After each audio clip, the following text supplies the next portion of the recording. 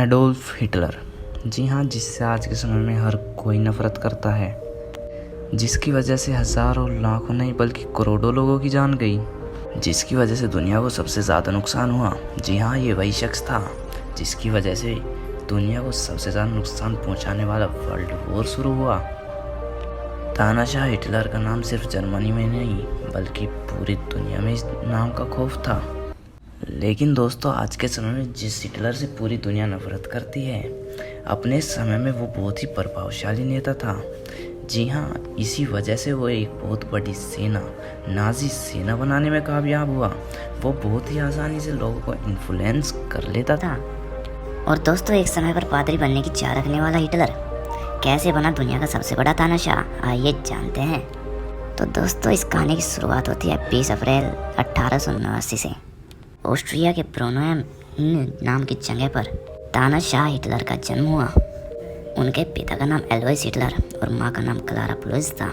जी हाँ, Clara एलोइस Hitler की तीसरी पत्नी थी और अडोल्फ हिटलर क्लारा से की चौथी संतान थे। लेकिन उससे पहले उनके 3 भाई बहनों की बचपन में ही किन्हीं किन्हीं कारणों से मृत्यु हो गई। इसी वजह से अडोल्फ हिटलर उनकी माँ के प्रिय बच्चे थे। हिटलर का शुरुआती जीवन बहुत ही उथल पुथल रहा। रोजी रोटी के चक्कर में उनके परिवार को बहुत ही अलग अलग शहरों में भटकना पड़ा। उनके पिता से भी उनकी कुछ खास जमती नहीं थी। हिटलर ने अपनी स्कूल की पढ़ाई वोल्कससेल्स स्कूल से की और बचपन में वे बड़े धार्मिक स्वभाव के व्यक्ति थे। उन्हें चर्च के ग्रुप्स के साथ प्रेयर करना बहुत पसंद था। हिटलर बचपन से ही जर्मन के राष्ट्रवादी सोच से काफ़ी प्रभावित थे और इसी वजह से ऑस्ट्रिया में रहने के बावजूद भी वो जर्मन का राष्ट्रीय गान गाते थे। और आगे चलकर 1903 में उनके पिता की मृत्यु हो गई और उसके कुछ सालों बाद ही उनकी माँ भी चल बसी। अब हिटलर के पास कुछ भी नहीं बचा था। वह एक वक्त के खाने के लिए भी मोहताज हो गए थे। अब पेट पालने के लिए हिटलर ने लेबर का काम शुरू कर दिया।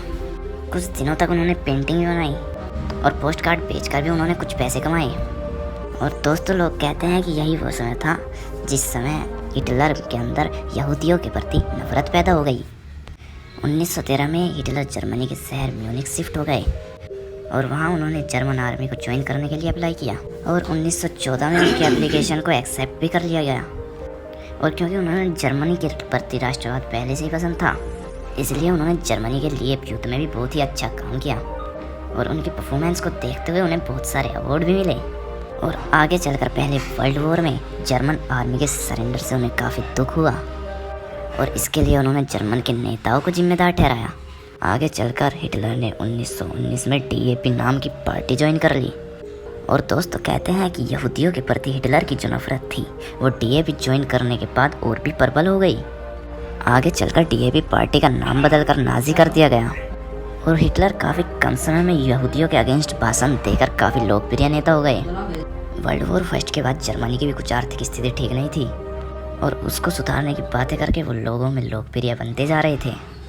इसी लोकप्रियता को देखते हुए उन्हें 1921 में नाजी पार्टी का चेयरमैन बना दिया गया। पहले विश्व युद्ध तक जिसे कोई भी नहीं जानता था, वह हिटलर अब काफ़ी लोकप्रिय नेता बन चुका था। 1923 में हिटलर ने उस समय की सरकार को गिराने का भी प्रयास किया, लेकिन उसमें वह असफल हो गया। और 1924 में हिटलर को राष्ट्र विरोध के इल्जाम में 5 साल की सजा भी सुनाई गई।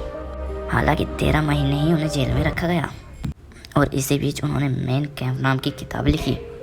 हिटलर के जर्मनी के बाद आर्थिक स्थिति थोड़ी ठीक हो चुकी थी, इसीलिए हिटलर को अब कुछ ऐसा करना था कि वह लोगों की नज़रों में एक बार फिर से आ चुकी। और यह मौका मिला उन्हें 1929 में, जब जर्मन स्टॉक मार्केट पूरी तरीके से नीचे आ चुका था। लाखों लोगों को अपनी नौकरियों से हाथ धोना पड़ा और बहुत सारे बैंक भी बंद हो गए। अब हिटलर देश की इकोनॉमी को वापस पटरी पर लाने के वादे कर कर दोबारा से लोगों की नज़रों में छा गया। हिटलर जिस सियासी ज़मीन की तलाश कर रहा था वो उसे अब मिल चुकी थी।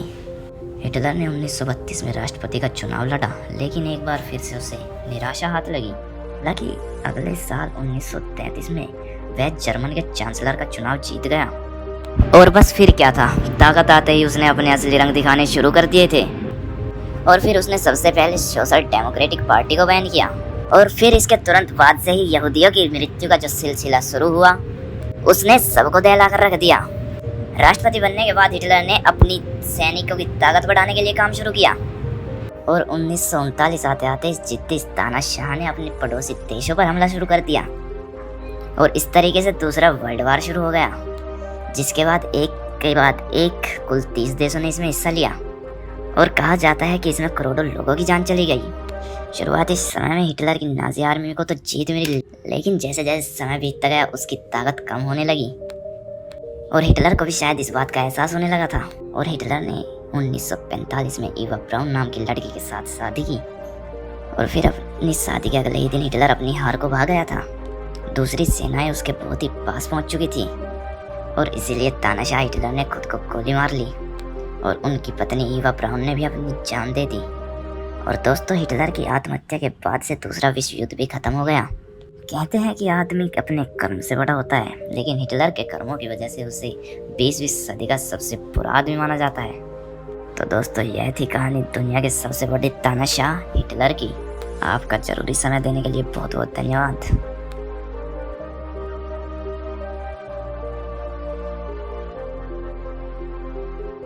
चैनल को अभी सब्सक्राइब करें और बेल आइकन पर हिट करना ना भूलें।